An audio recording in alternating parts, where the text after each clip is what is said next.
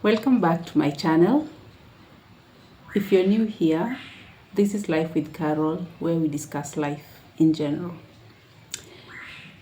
Today we are going to talk about house helps or domestic managers. Have you ever had one? Have you ever employed one? Have you ever interacted with one? I'm sure for those of us who are in Kenya and most parts of Africa, these are people we commonly have in our homes to help us run the household, especially if you have young children or you're a working mother, or sometimes you are a stay-at-home mother but you still need the help. So today we are going to talk about who are these people that we bring into our homes to help. As we know, when you employ a house manager, the setting is different from the office space. The way you would employ someone in the office is not the way you would employ someone who's coming to work in your home. So what do you consider when hiring one? Or do you just take whoever is available? These are some of the issues we'll talk about in this series. We will have several episodes where we will tackle one item each week. So, karibu to my channel and let's tackle the first part. When looking for a house manager, what do you consider? Some people will talk about the number of children that the house help is going to take care of. Some people will talk about the size of their house, the amount of work involved. Some people will talk about the age of the employee. Others would consider the ethnicity and many other variables. Personally, I consider a myriad of things, including the ones I've just mentioned. You would want someone who not only will fit into your environment, but who will understand your environment. Sometimes life happens and your employee leaves at a time when you do not have enough time or resources to look for another one. What do you do in that case? So we are also going to talk about running a home when there is no house manager. So this is going to be a very exciting series and I'm excited for you to be a part of this journey. I know many households have had this conversation.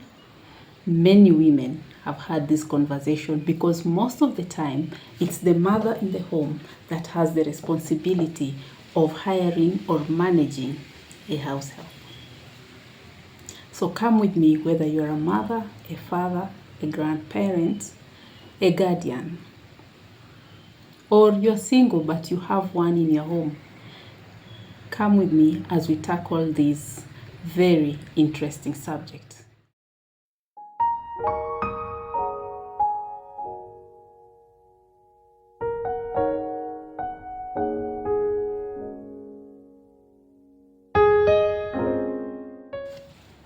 Karibu, welcome back to Life with Carol.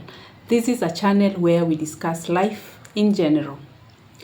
Today I am going to introduce a very interesting series that we will be having.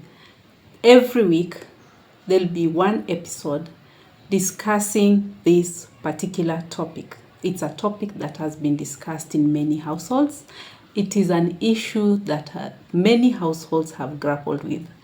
The issue of domestic managers, or what we call the house helps.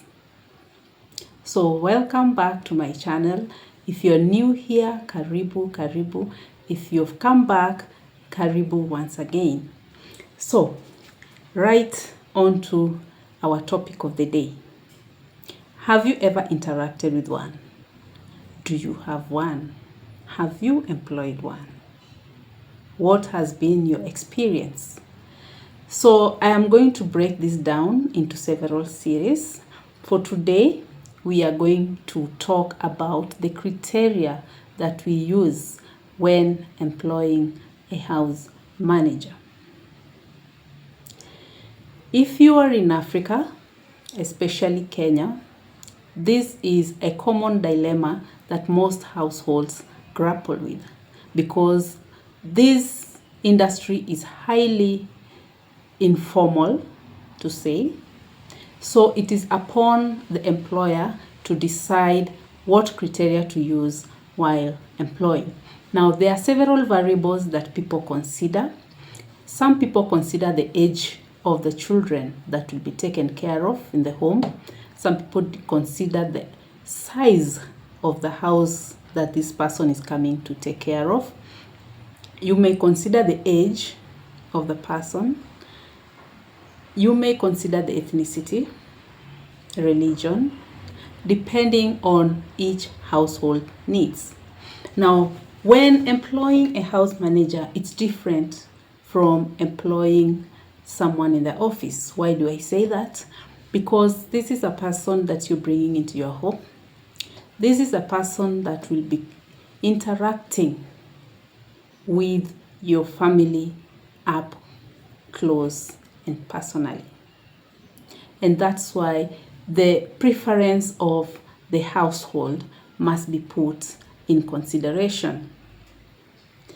As we tackle this very interesting topic, I will invite your comments, your views, because I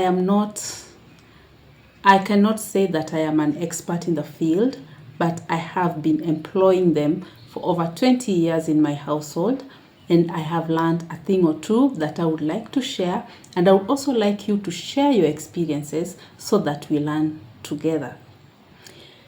The first thing I consider personally is the age of the person coming in.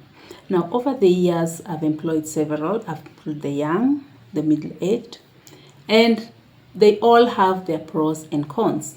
Now, depending on the stage of life that we are at, I would consider the age of the employee.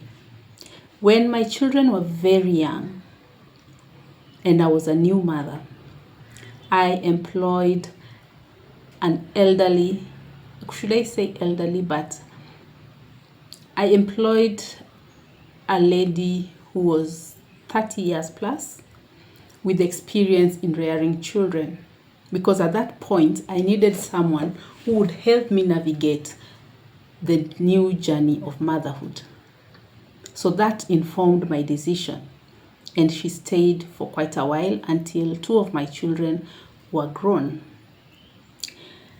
I have also employed the very young, and I must say my experience has not been so good, but that is not to say that the young people cannot make good house managers. It's just that the ones I interacted with did not fit into my environment as I expected. Now, coming to religion, some people do not mind, but some people do.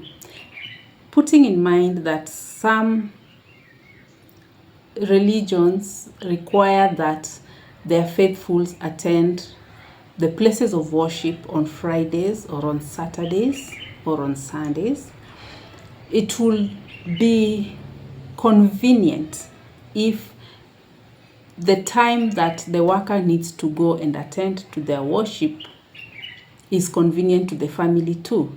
Because if you employ someone who needs to go to church on Friday, and yet on Friday you'll be at work, you can see the dynamics will not work. So when we talk about religion, it's not from a purely discriminatory point of view, but for the convenience of both parties. You'd want the house help to go to church or to a place of worship on a day when you are also free to be in the house, or when you can have people in the house to do other chores, especially if you have young children. About ethnicity, it also depends on an individual. Personally, I never mind, but there are people who do. Maybe because they want their children to learn their native language and they need someone who can converse with them in their native language. And that's why I'm saying it is very different when employing someone in your home as opposed to employing someone in the office. Because in the office, everyone will be speaking the official language. And when you discriminate someone on ethnicity, that is criminal. But when you're employing someone into your home and you have specific needs in that home, such as teaching the children the native language, then ethnicity might come into play. So you see why I mentioned ethnicity. It's not just for purely discriminatory purposes. Okay? And personally, I think discriminating purely on basis of ethnicity is wrong. But if there is a need for that is not just because the person is from that ethnicity, but because you want something out of them because of the ethnicity, then it is all right. After all, that happens to be your home, right? Now, there are various stages in life that you might need to have someone in the home. Working parents with young children, more often than not, would require the services of these people. Right now, there are people who prefer taking their children to daycare centers, but most people, the majority right now, are still employing house managers to take care of the home and the children. If you are able, then you can have a nanny to take care of the children and a house manager to take care of the daily chores. But most average homes, on average, most homes would have just one person doing both. And then when you come home in the evening, you chip in with the housework. Because we know also taking care of children is not so easy. Now, we have tackled why we may need to have these people come into our homes. Remember, when choosing that employee to come into your home, you must know. From my experience, it's good to know exactly where they come from. Very important. Remember, you'll be sharing living spaces with these people. You'll be leaving your children in their care. So due diligence is very important. Now, I know sometimes life happens and you are in dire need of one. Maybe the previous one has left in the morning of you going to work and you have children or a child. In that case, you might run to a bureau or you might have a friend recommend someone. But this should be a temporary solution while you get someone whose background is well known. Because the fact of the matter is, there are many bureaus out there that do not even do a background check on their girls before they give them to you. That is the truth. And that is something we need to discuss in another episode.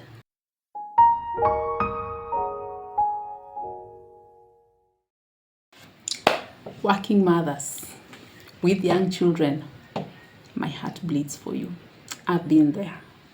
If you happen to find one good employee who would take care of your children for many years, thank your lucky stars. Thank your lucky stars. But in my experience, it's been a roller coaster. Out of my 4 children, only 2 have had a steady house help. The first 2. The last 2, it's been a roller coaster. So, how do you navigate this as a working mother? Because I've been a working mother. I've been a stay-at-home mother. I've been a business lady working from home with young children. So I understand the dynamics. Now, if you throw in unreliable help into the mix, it can be quite taxing. But how do you navigate this? So today I am going to address the working moms. Why am I not talking about the dads? Because most of the time, even in a two-parent household, the burden falls on the mother, unless the father works from home. Now, there are a few cases where there are some men who would remain at home while the mother goes to work. But in most cases, the burden falls on the mother. So, while you are trying to navigate your work life and your home life, you'll need a very reliable help. Most of the time, you do not find them, especially when the children are young. So how do you navigate this field? One thing I found to be very, very helpful is to have a routine in the house. A routine helps to settle everyone down. When you have young children, you want to do all that you can to help your domestic manager manage the home in your absence. Young children can be quite taxing to anyone. Now, imagine this lady who has to take care of the children and the home, especially if they're young children. So as a mother, remember this is a help. She has come in to help, not to take over your roles. So it is incumbent upon you to set up, one, a routine. These children need to have a routine, especially if they are not going to school. You need a timetable, a meal plan, one that this lady can follow and avail everything she needs for that. Every morning, make sure she has what she needs, so she doesn't have to be running to the kiosk all the time. Number 3, if possible, write down the chores. I have a timetable in my house, a chore list. On Monday morning, you do this, this, this. After lunch, you do this, this, this. In the evening, you do this, this, this. And please, it is very important that when you come from work, however tired you are, take up some chores from her. For those who live in very busy cities where there is a lot of traffic jam, you might come home late, or maybe because of the nature of your job, you come home late. Make sure the children sleep early. Make sure in their routine, if you want to see them, then let them sleep very well in the afternoon so you can be able to see them at night before they go to bed. Because if children don't nap, if children don't sleep enough, you will leave this lady with a lot of problems when you leave for work the next day, because the children will be very irritable. Okay? So, when you come in the evening, take up a chore. Bathe the children. When bathing them, you'll be taking up a chore and bonding with the children. 2 birds with 1 stone. Ladies, we are told we are very good at multitasking. When you come home, appreciate the work that this lady you left in the house has done. She might have left a few things fall. First, appreciate what she has done in just keeping your children alive and well fed and healthy. And then, when everything has cooled down, you can point out what she needs to do better. Or even better, find out why she did not manage to do those chores and maybe find a way of helping her do them. If it is impossible, get someone 2 or 3 times a week or even once a week to help her, even if it's just by cleaning the house. That is for those with very young children. Next, you have come home from work. Let the house help sleep early, even if you sleep late. As long as the children are settled, let the house help go and rest. Because the next day she'll have to remain with the children, and you need her well rested so that she's not irritable either. She needs her mental faculties together to deal with the child or children. So, my appeal to you is that if you're a working mother with young children, please take care of the mental health of your house help. Let her have enough rest when you're around. Let her feed well. Do not kelelesha her. Do not make so much noise all the time. Don't point out the negatives all the time. Okay.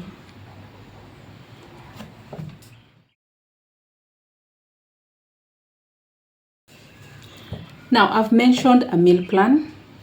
I've mentioned a meal timetable. I have mentioned a chore list. Something that I did not mention is food prep. That is a game changer that I discovered, albeit later on, but it has been a game changer for me. Food preparation takes a long time, takes a lot of time in the house. Now, if you have little children afoot, you need to have ready meals. So if you have been blessed to have a fridge and a refrigerator, a fridge with a freezer. Most fridges come with freezers, right?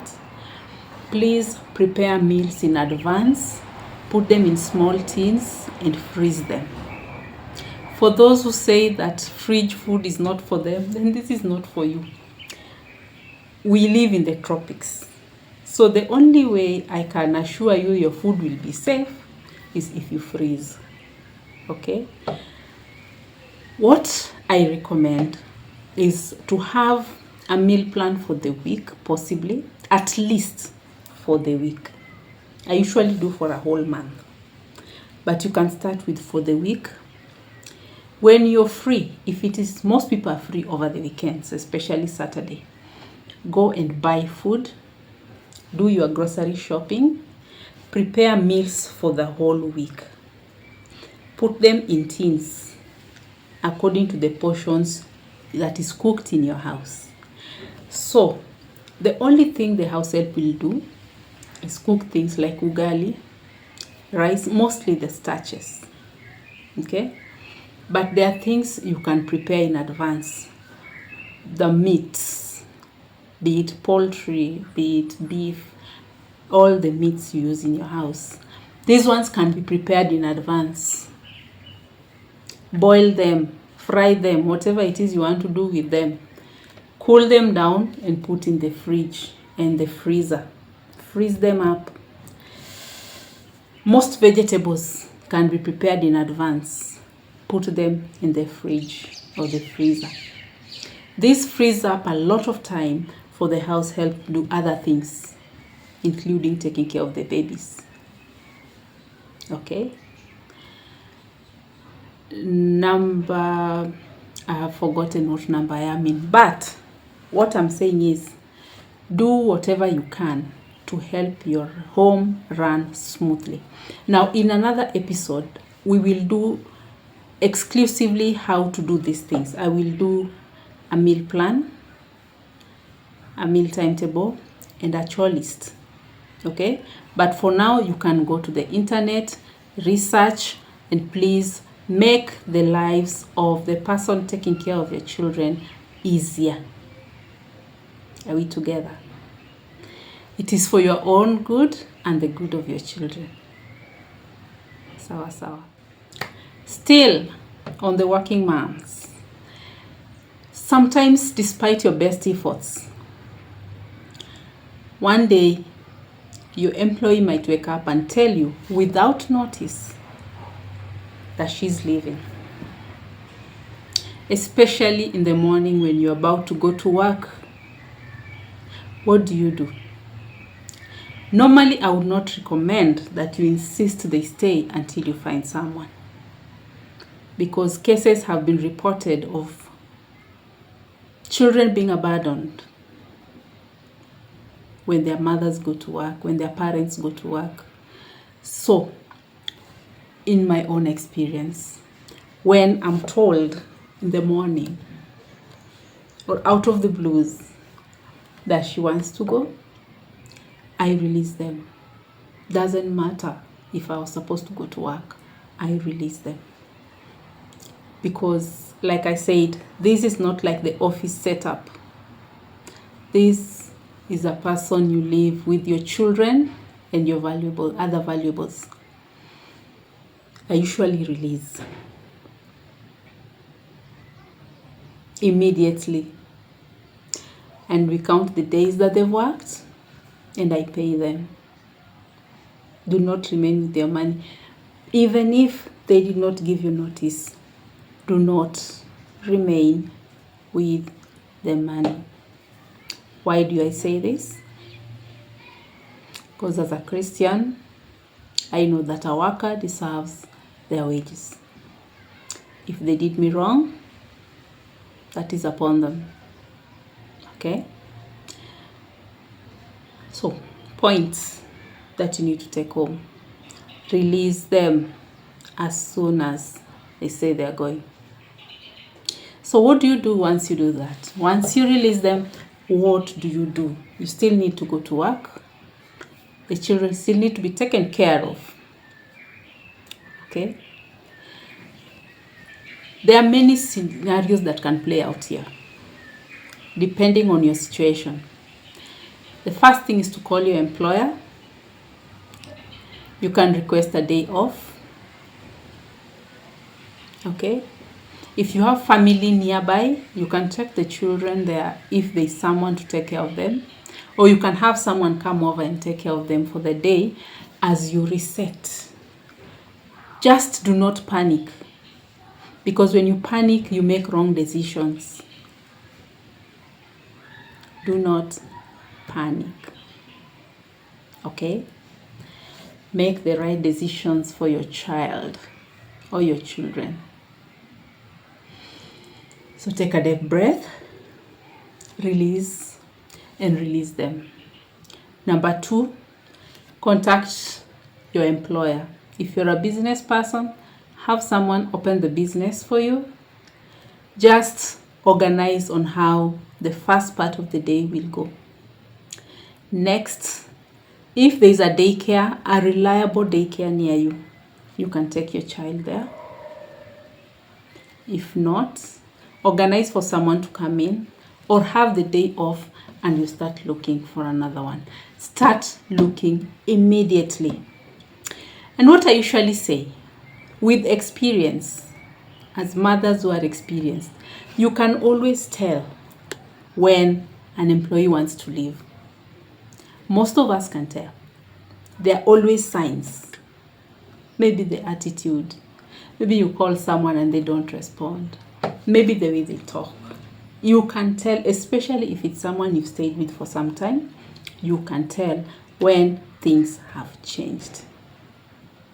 Okay?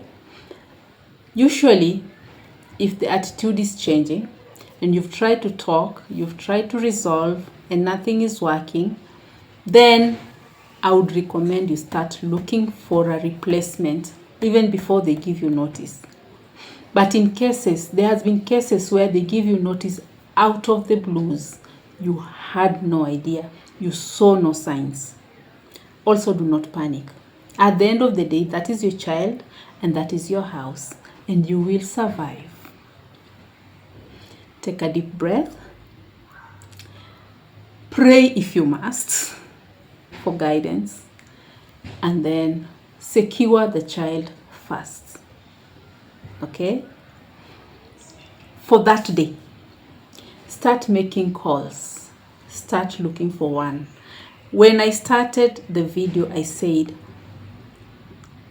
some bureaus might not be the best. But if you have an employer who will not understand, you might consider going the bureau way for the day or two as you look for a more permanent solution. Okay? So, yes, motherhood is not easy, but each day that child grows towards independence. Okay? So do not panic. This is something that has happened to many people. It will not stop with you. It will continue. Just relax. Think through your actions. And at the forefront of your mind should be the well-being and safety of the child. Now, today I've talked about the acquisition of a house help, what you need to consider according to your household. We've talked about what to do when there is an unexpected exit of your employee. What to do when you leave your employee with small children. How do you make their life easier? There is so much still to talk about, and in the next episode, we are going to talk about how to navigate a household when there is an abrupt exit of an employee, and how to navigate a household without a house help.